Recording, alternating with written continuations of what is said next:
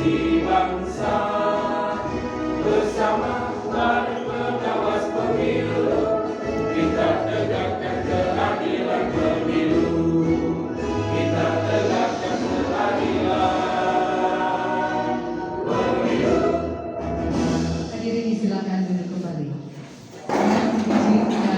Dan informasi palsu atau bohong atau fakta yang dipelintir atau direkayasa untuk tujuan lelucon hingga tujuan serius, misalnya pertarungan politik dalam pemilu. Hoax itu kalau di tahun kemarin atau di pemilu kemarin kita pernah mendengar tuh sampai ada isu bahwa diberitakan 7.000 kertas suara telah dicoblos oleh partai tertentu, dan itu kemudian dari sisi Bawaslu karena pelaksanaannya sudah dilaksanakan itu tidak bisa kemudian melakukan apa disebutnya penindakan, tapi hal tersebut tidak kemudian lolos begitu saja karena hoax ini dapat ditindak atau diadili dengan peraturan lainnya, yaitu tentang yang mengatur tentang ITE. Kalau misalkan hoax ini disampaikan di ruang publik dalam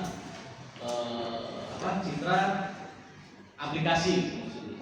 Nah, ini pernah terjadi tapi bukan di kita, ini terjadi di Jawa Tengah, dan kemudian memang pelakunya adalah salah satu caleg yang kemudian divonis hukuman penjara karena memang terbukti mereka mengeluarkan uang. Lanjut. Nah, ini post-truth adalah istilah yang menggambarkan kondisi di mana fakta tidak terlalu berpengaruh dalam membentuk opini publik dibandingkan emosi dan keyakinan personal. Ini yang sering terjadi. Mudah-mudahan tidak terjadi di hari ini. Kita sering di WA keluarga, grup WA keluarga atau grup WA warga di satu kelompok masyarakat sering kemudian melihat informasi yang hoax yang selalu dibagi-bagikan terus-menerus gitu kan. Ada tuh lambangnya tuh hanya meneruskan saja, kemudian tanpa memverifikasi terlebih dahulu, yang kemudian akhirnya mencelakakan diri mereka itu sendiri. Karena kejadian juga nih di Jawa Tengah bahwa seorang dokter kemudian memberitakan hoax tentang, dulu kalau pernah dengar Bapak Ibu, tentang salah satu calon presiden yang dinyatakan PKI. Misalnya itu kan terus-menerus tuh di WA keluarga segala macam, dan sama juga akhirnya dia membuat publik mengetahui dan paham apa itu pemilu, mulai dari mekanismenya, teknis, kepentingan pemilu, serta fungsi dan tujuan pemilu itu dilaksanakan. Nah, harapannya memang setelah ini Bapak dan Ibu dari media, dari kepolisian, TNI dan juga kejaksaan bisa kemudian bersinergi dengan Bawaslu untuk menyampaikan seluruh kegiatan pemilu ini sampai ke tingkat masyarakat sesuai jangkauannya. Juga yang diinginkan adalah meningkatkan penguasaan partisipatif dari masyarakat. Jadi diharapkan memang masyarakat ini melalui supporting dari media atau pancingan dari media terkait dengan kemudahan akses misalkan, terus juga perlindungan mereka sebagai saksi ketika atau pelapor. Nah, ini kemudian menjadi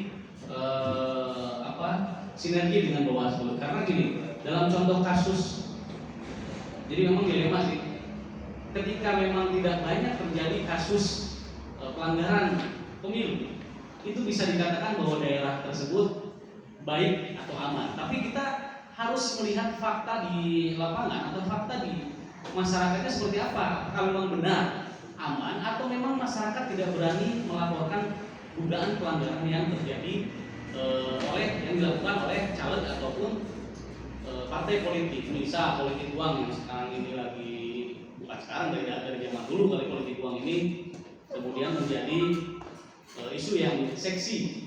Tapi jarang sekali politik uang ini kemudian menjadi pelanggaran yang kemudian pelakunya itu dihukum pidana gitu maksudnya. Karena entah kenapa, karena satu misalkan masyarakat enggan melaporkan hal tersebut.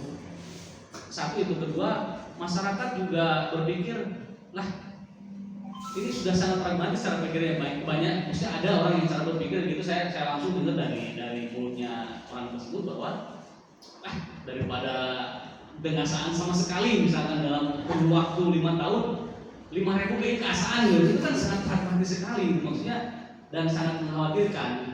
Itu adalah tugas Bawaslu dan kita semua di sini untuk kemudian, atau juga KPU untuk kemudian mengedukasi masyarakat agar berubah pola pikirnya dari hal tersebut.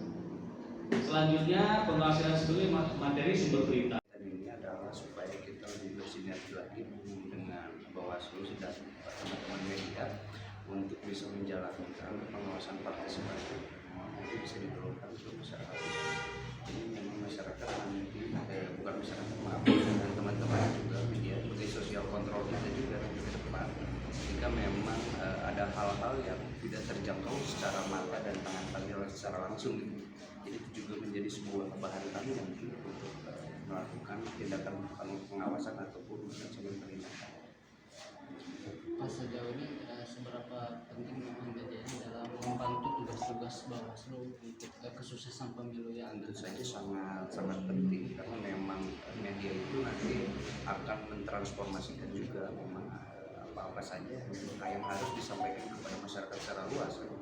Karena memang tadi segala dengan keterbatasan yang ada dari Bawaslu, memang kami juga mengharapkan menopang itu juga ditopang oleh teman-teman wartawan untuk memberikan informasi yang sejelas-jelas dan seakurat-akuratnya sampai kepada halayak luas.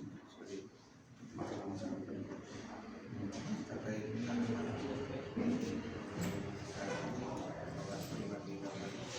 tahapan kali ini ada yang pertama, kita juga menunggu nanti penetapan DCT tanggal 3.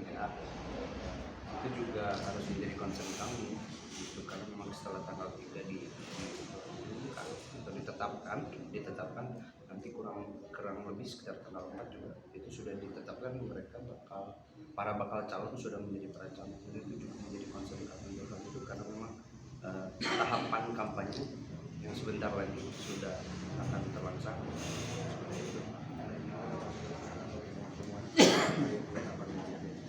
Sampai sejauh ini memang tidak ada informasi terkait itu pada kami.